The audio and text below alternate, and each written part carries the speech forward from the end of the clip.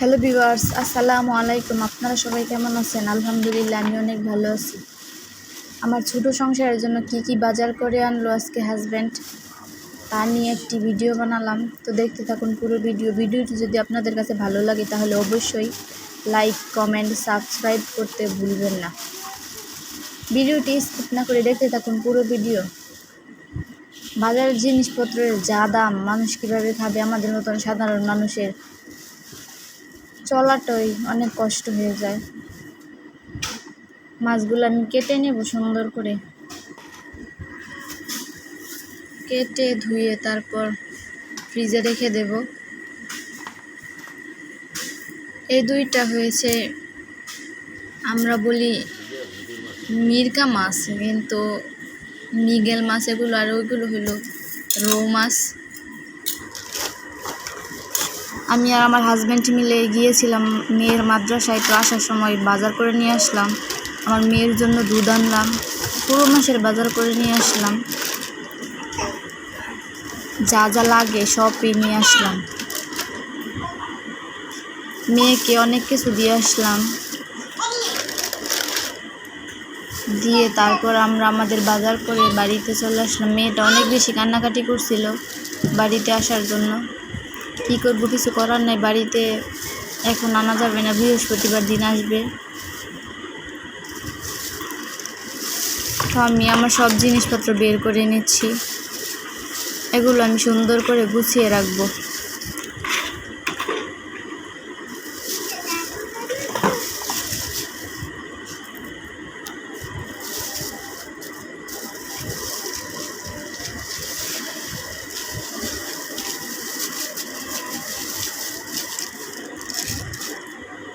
এখন আমি এগুলো সাইডে রেখে দেব।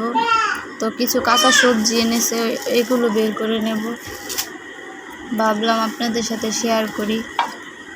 কিছু ডাটা নিয়ে এসেছে, তারপর কিছু পলি এনেছে। সকালে মাছ কুটে রেখে দিয়েছিলাম, পলির জন্য রাখতে পারি নাই। এই তো কিছু পুঁই শাক নিয়ে এসেছে।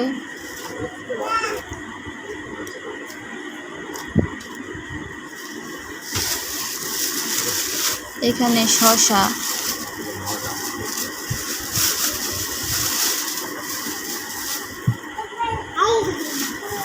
শসাগুলো যেহেতু আমি ফ্রিজে রাখবো, তারপর আর বের করলাম না, আবার রেখে দিলাম।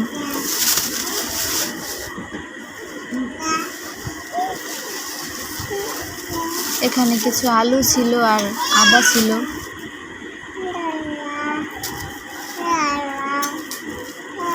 এখানে পোলার চাল ছিল, এখানে কতগুলো বিস্কিট ছিল। সকালবেলা আমি মাছ কুটে রেখে দিয়েছিলাম, এখন এই মাছগুলো আমি পলির ভিতর প্যাকেটিং করে ফ্রিজে রেখে দেব। আমি যেহেতু বাড়িতে একা, আমার হাজব্যান্ড বাড়িতে থাকেন, আমার মেয়ে মাদ্রাসায় থাকে, মাছগুলো ছোটো ছোটো প্যাকেট করে তারপর ফ্রিজে রেখে দেব।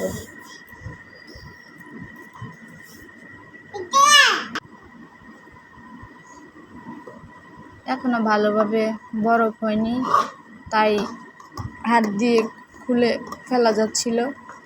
ওইগুলো আমার প্যাকেট করা শেষ হয়ে গেছে, এখন আমি এগুলো প্যাকেট করে নেব।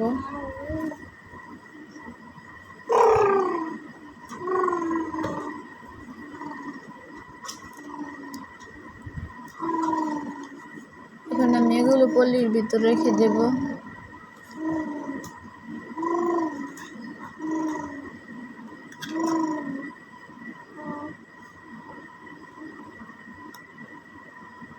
তো আমার প্যাকেট করা শেষ হয়ে গেছে, এখন আমি মাছগুলোকে ফ্রিজে ঢুকিয়ে রাখবো।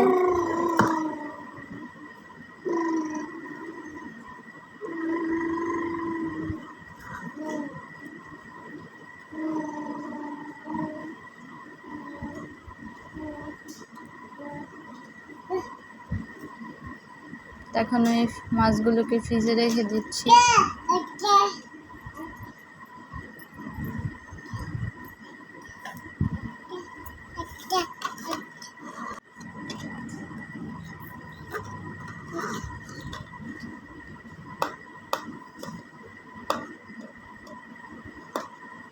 আমার মাছগুলো ফ্রিজে রাখা শেষ।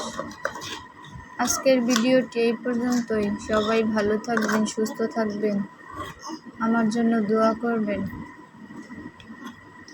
আল্লাহ হাফেজ।